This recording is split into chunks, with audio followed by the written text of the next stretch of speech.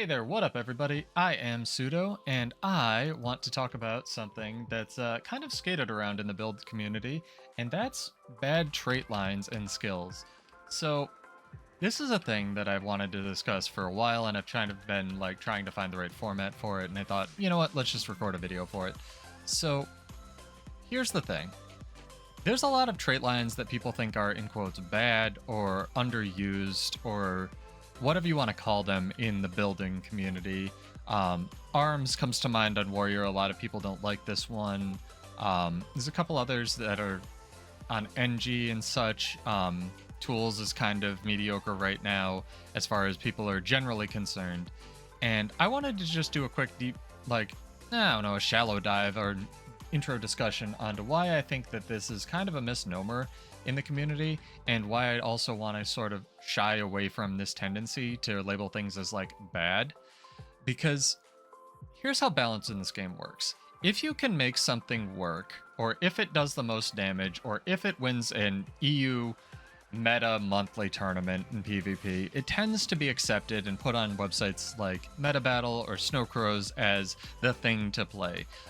Guild Wars 2, despite having a quite active player base for its size, is still a relatively small game. So that kind of insulates and makes a lot of the build community insular to the point where there's not really this well-known heavy gatekeeping going on, but people I feel like are discouraged from making their own builds a lot of the time. And I really want to do my part to try to change that and make people sort of not afraid to share their ideas or their wacky, intentions and then get shamed out of playing what they want to play or try. A good example for this is obviously I theorycraft on Warrior a lot, and I spent the better part of a year theorycrafting Daring Dragon back when it reset your skills to, I know, broken record, to work with arms. And I came up with this really clever build that actually used 3 signets, and it was quite effective. I got to top 250 in PvP, and this was with a full signet build, with arms, a trait line people think is bad, and with Daring Dragon, trait people either thought was absolutely terrible or unbelievably overpowered. There didn't seem to be a consensus on it. I was told that I was hacking, I was cheating, I was a monkey when I ran this build. And it was like, what do you want me to do? Not play the thing that I really enjoy that's the most overpowered? What level of power do you want me to associate with, what's okay to play in PvP here? And the answer is there isn't one. For example, if you go to Meta Battle right now, there was a little bit of a PvE balance patch, so Snowcrows is kind of trepidatious on getting new benchmarks out, and Arc DPS still hasn't been fully updated. But you see at the top, we have Defense Condi Zerker and Defense Bladesworn. Defense Condi Zerker really shouldn't still be there, because there's a recent nerf to Relic of Akeem, which went through, but wasn't in the patch notes. This is still a very strong build, and so is the Defensive Bladesworn build, but even despite them nerfing the LE trait that gave, I think it was written in stone on the Earth line, Catalyst is still extremely prominent. They've nerfed Catalyst 4 times in PvP, and despite it being one of the most boring design specs I've ever seen in my life, it's still very effective because it just gives stats. And that's the thing, right? If you can make something work, you can make it meta, at least for you. I, again, really couldn't, I'm not the best PvP player, I'm not the worst, but I really enjoyed this build, and I feel like I was able to do pretty well with it in a season where Bladesworn wasn't that popular. So hopefully we'll be able to, get some footage of me not just talking over this completely and have some, something in the bottom right for you to watch. But I want to talk about trait lines and traits and skills for a little bit. So on Warrior, there's a lot of skills that really don't get a lot of use. Fear Me definitely comes to mind. Throw Bolas definitely comes to mind. Those 2, I think, are actually kind of okay skills. No other class really has this long an immobilize on an ammunition skill, and this range isn't wrong. It's actually 1200. 1200 range, even single target immobilize, is really strong in World versus World, especially if you're dueling. Granted, it's not going to help you out for zerging, but maybe for catching people at the tail end, that's pretty good if they don't have a projectile block up. No other class really has, Engineer has it on rifle, but you can slot this into any build. You don't have to use your one, weapon slot with whatever you wanted to run. So that's some versatility you don't really see. Fear Me? This is a decent skill. It's still a really long cooldown, but the fact that it's 5 targets and unblockable and an insta-cast fear makes this almost a suitable substitute for a stun break, because you can just press it and then they're just feared for 3 seconds and they have to either blow a stun break or basically just get off you even if you're knocked down or whatever. It's almost like having this, a mirage skill and being able to dodge while CC'd. That's getting there, and you could definitely slot this into a build, especially if you could give yourself like permanent alacrity or something with Daring Dragon right now. But the one I really wanted to talk about is this arm straight line, right? This is a really good example of the sort of mentality I think that I want to see people get out of. I'm going to check Guild Wars 2 really fast and see if I've actually gotten a queue yet. Nope, we're down a few, so we'll hop in there in a sec. But this is one of my favorite trait lines, because I think it synergizes with a lot of really unique builds. I tend to build full boon duration on my Bladesworn builds because I think it gives you a little bit more leeway in your power budget, which is not something you normally have to do. Normally on Warrior, you have to build extremely heavy, invest extremely heavily into full damage power budgets to do any kind of damage. But you'll see I pull up my build here. This is my current build for World vs. World, and I was having a lot of success. Granted, it took me a really long time to get to this after they changed Daring Dragon, but this is a really fun build. Basically, Furious Burst, this sort of works with Dragon Trigger now. It roughly 60% of the time will actually grant you the Fury. The reason people don't kind of think arms is bad is because a lot of the traits kind of conflict with each other. Burst Precision gives you that 100% chance on burst skills only. Unsuspecting foe, you don't usually see this. Usually see people running Sundering Burst because you can just stack up that vulnerability on people. Quite good if you can get more than one burst off, in that 6-second window, or give yourself some Condi duration.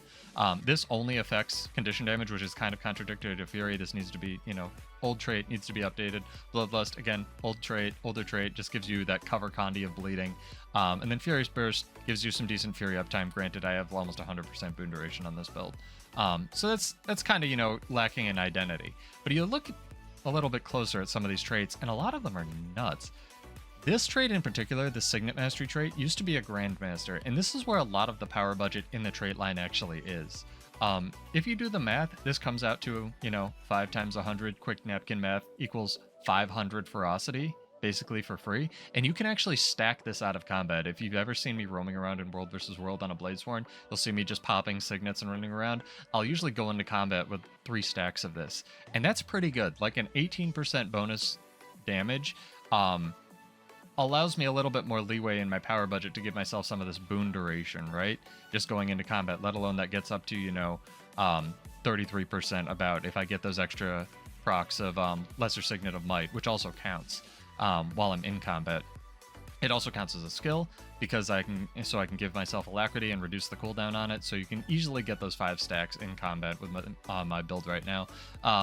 Condition damage, not used at all, unfortunately, except to maybe boost Bloodlust. Unsuspecting foe, though, again, this gives me a lot more leeway to build in crit chance. Granted, this only triggers really when I Bulls Charge somebody or when I manage to land an Artillery Slash because I don't run the C trait. But if you were to use Unyielding Dragon, that would be a really good setup tool for you to, Bulls Charge them into Greatsword 2 or Greatsword 5, or maybe, Cyclone Trigger, Artillery Slash Cyclone Trigger. You could even throw a Celerity Sigil on here and get, like, quickness for your setups. So this is still a very good trait. Sundering Burst, also a very good trait. Has no internal cooldown, stacks vulnerability. Granted, the vulnerability is not super long duration, so you kind of need to take advantage of that or be able to stack it on some kind of Condi build if you can fit arms into your power budget. Bloodlust, really good cover Condi if you're running like the weakness trait, Call the Weak. If you're just stacking, bleeding on them every time you crit, basically, or at least 33% of the time you crit, that's going to make sure that Call the Weak keeps that weakness application on them. This is not a bad trait by any means. As long as you know how like conditions in this game work. And then Burst Precision, amazing trait. This makes sure your burst skills crit. You can run this with like a longbow F1 on some kind of berserker build and just fire into a Zerg and it'll all crit. You can even run Orange Clove Cheesecake or some kind of other cheesecake, and then you'll have that all those things critting every time it ticks. And also giving you might because that has no cooldown. So there's a lot of ways to build around what people think are, in quotes, bad trait lines. This is a 33% damage bonus.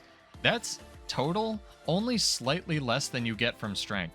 Arms is actually the second most powerful power trait line if you can stack these Signet procs up, and you definitely can with Signet of Fury, which itself gives you 360 ferocity whenever you push it for 4 seconds. So in a raid situation or in a situation you can give yourself full alacrity, this actually pulls this down to a 12-second cooldown. You're generating flow or adrenaline whenever you push it, and then it's giving you that extra damage bonus on top of the bonus you're getting from Signet Mastery. So there's only an 8-second downtime on all of this, and you're still retaining those stacks of Signet Mastery because it lasts for 60 seconds.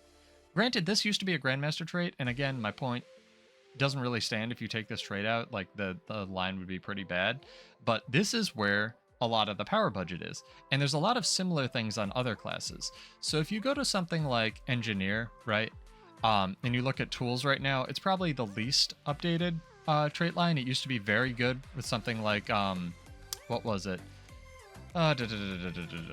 Static Discharge NG. No cooldown on this. Can crit, does damage. This is still a viable build actually in World vs. World. You just have to build for it. It's dodge roll, static discharge energy, or NG rather, hollow. This has a 1200 range and it bounces twice. That means it's going to hit both a ranger pet or help you get rid of those mesmer clones. This is a very good trait, and that's at 1200 range. That's crazy. If you equip something like sorry, I don't know NG traits as well, but if you go to like Hollow here, and then go to, where was it? This, it works really well with Particle Accelerator because it's already decreasing the cooldown of that. Plus you can press, F2, get those static discharges off every 8.5 seconds. Very, very good. And you also get the benefit of being able to run something like Photon Wall in your build. Streamlined Kits, basically permanent swiftness. Again, ignore the boon duration. Build how you will. Lock On, one of the best reveal traits, if not the best reveal in the game. 6-second reveal. 2 different ways to reveal. They each have different cooldowns. 1200 range and 25-second cooldown. This trait is insane. Takedown round, it's aight. Extra bonus damage. 10% is nothing to scoff at. Strike damage increased while you have vigor. You pretty much always have vigor whenever you press a tool belt skill. All good there. Tool belt skills remove conditions. Again, Engage Photon Forge doesn't activate the trait, but you know what does activate the trait? This. And if you run, where is it? I think the popular thing back in the day was to also run Rifle Turret. That's also a 6-second cooldown, basically, to remove a condition. That's pretty good. Endurance regeneration is just increased base flat. Granted, this only stacks up to 100%, but, that's permanent vigor just for taking this Grandmaster. This is the one that people typically take with Static Discharge NG. And again, there's other ways to build this. I'm just giving this as an example. So it gives you super speed and quickness, plenty of things that can increase that now with the relics and stuff. And this is the one that used to be fun, but gadget traits kind of haven't been buffed in a while. But it gives you some fun utility if you want us to take something like Rocket Boots. Rocket Boots is still a very fun trait. Unfortunately, 1200 range. Not sure if it still is modified because it doesn't say it on this Gadgeteer trait. But 1200 range Rocket Boots, very fun if it still works. I remember playing that in the day. So you've got some options here, is my basic point. Sorry. Trying to talk and eat at the same time. So what am I getting at with all of this? Basically, my summary for this little quick video is don't be afraid to build and try things how you want to. Whether it's Deadeye, whether it's Power Firebrand, try something insane, because who knows, the power scaling on something like Tomes might be insane, right? Or the, tankiness of a Deadeye with something like the Critical Strikes Heal You trait. You could definitely build something with this. Just build like a tanky dually Deadeye, right? And no one would ever see it coming. Granted, you probably want to run something a little bit more mobile, like a Daredevil, or maybe even a Spectre with a speed relic. But again, sky's the limit. It's up to you. I don't want to see people really constrained or afraid to post build videos. I really want to do my part with this channel to sort of encourage people to get out of that gatekeeping mentality and just try stuff, ask questions, spitball. If something doesn't work, just work on it. That's what I do with a lot of my builds. I'll spend the time just in the build editors, trying to come up with gear combinations and whatnot. I'll try it for 8 seconds, realize it needs some tweaking, go back to the drawing board. That's what I did with the Bladesworn build that I currently have. I just tweaked it a lot. And again, I don't know if balance will stay this way. I don't know if this build will stay for the rest of the life of the game. Probably not. I'll probably have to modify my build, but nothing's supposed to last forever. And that's the great joy of build crafting, is you always get to try new stuff and engage with your class and play it the way you want to play. This game's combat is fantastic. There's so many different combinations of gear and skills and amazing, amazing different types of food now that you can slap on here. It doesn't even need to be ascended food.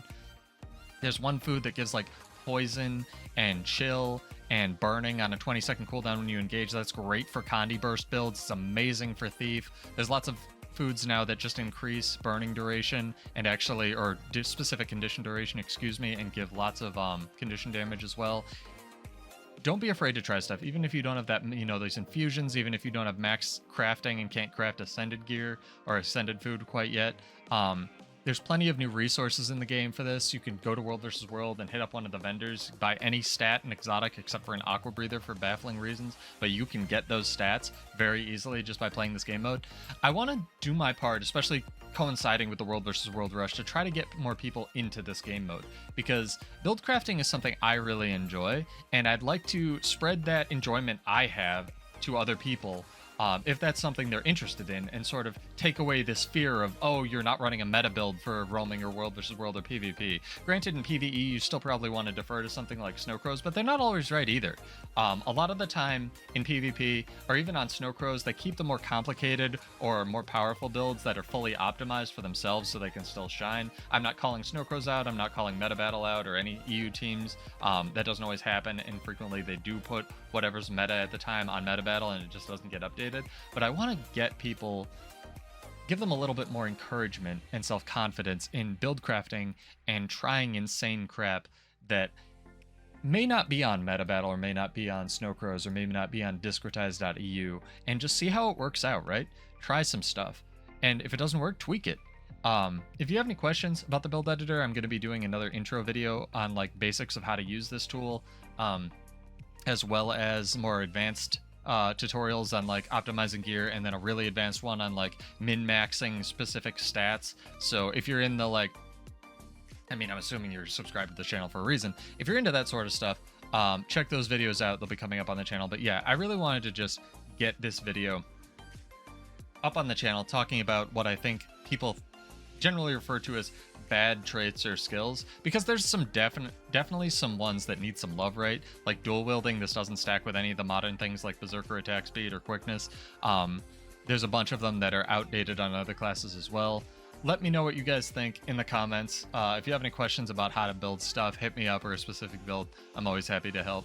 But yeah, I hope you found this video informative or helpful, or all of the above, and I will be doing some roaming for the rest of the night. Come join on Twitch, and I will see you in Tyria. Cheers!